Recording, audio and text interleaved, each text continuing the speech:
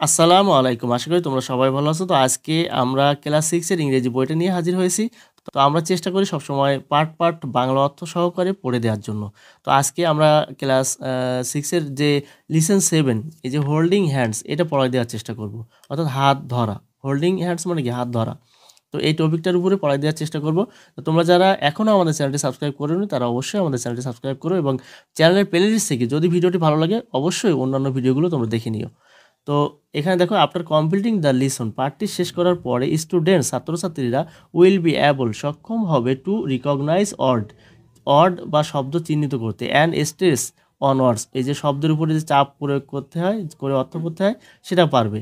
In sentences বাক্যের মধ্যে যে শব্দগুলো আছে সেই শব্দগুলোর উপরে চাপ প্রয়োগ করতে এবং শব্দ চিহ্নিত করতে সক্ষম হবে বা পারবে। রিকগনাইজ অর্থাৎ will be able to recognise অর্থাৎ চিহ্নিত করতে পারবে বা সক্ষম হবে ইন্টোনেশন ইন সেন্টেন্সেস এই যে বাক্যের ভিতরে যে ইন্টোনেশন কি ওই যে স্বরের ওঠানামা যে আমরা ওই যে কণ্ঠস্বর যেটা ওঠানামা করে সেটা।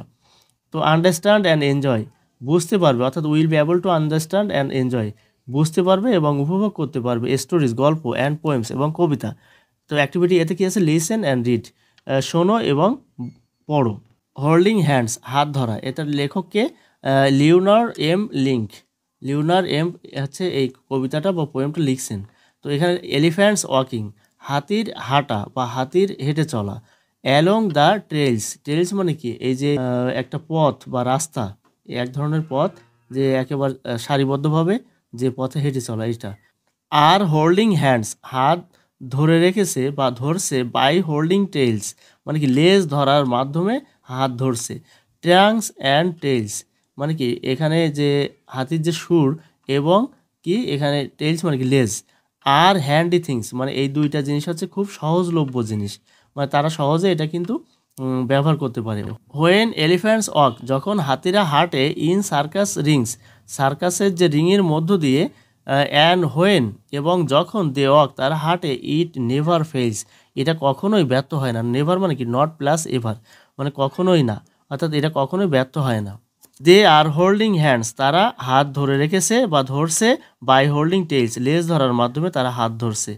তো এখানে এ অনেক কি আছে রিসাইট দ্য পোয়েম কবিতাটি আবৃত্তি করো ইন গ্রুপস দলে ইন পেয়ার্স তারপর কি দলের পরে কী হবে জোড়ায় অ্যান্ড দেন এবং তারপর ইন্ডিভিজুয়ালি তার মানে কি একজন একজন করে। তো প্রথমে দলে এবং তারপর জোড়ায় তারপর হচ্ছে একজন একজন করে কবিতাটি কি করতে হবে রিসাইট অর্থাৎ কি আবৃত্তি করো। তারপর এখানে কি আছে এ টুতে আছে look at the following words নিচের শব্দগুলোর দিকে তাকাও ইস ওয়ার্ড প্রত্যেকটা শব্দের হ্যাজ রয়েছে মোর দ্যান অন মিনিং একটা অর্থের চেয়েও বেশি অর্থ রয়েছে হ্যাজ মানে কি আছে বা রয়েছে। দ্য মিনিং অর্থ ইন হুইচ যাতে a word has been used একটা শব্দ ব্যবহার করা হয়েছে হ্যাজ বিন মানে কি হয়েছে হ্যাজ বিন রিটেন লেখা হয়েছে হ্যাজ বিন ইটেন খাওয়া হয়েছে হ্যাজ বিন ইটেন খাওয়া হয়েছে হ্যাজ বিন প্লেট খেলা করা হয়েছে এরকম।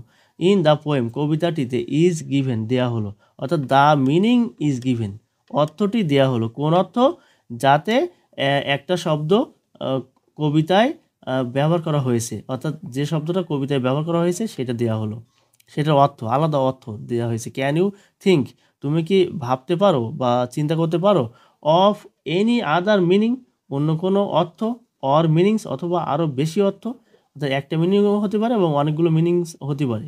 তো এখানে ট্রাঙ্ক অর্থ কি দ্য লং নোজ দীর্ঘ যে নাক অফ অ্যান এলিফ্যান্ট একটা হাতির যে লম্বা যে হচ্ছে নোজ নাক এটা। তো এখানে রিং মানে কি রিং মানে এ রাউন্ড কনফাইন্ড এরিয়া একটা গোলাকার বা গোল কনফাইন্ড মানে কি আবদ্ধ আটকানো এরিয়া মানে কি এলাকা। ইন হুইচ যাতে অ্যানিমালস প্রাণীরা অর পিপুল এবং লোকজন পারফর্ম করতে পারে বা সম্পাদন করে অর কম্পিট অথবা প্রতিযোগিতা করে।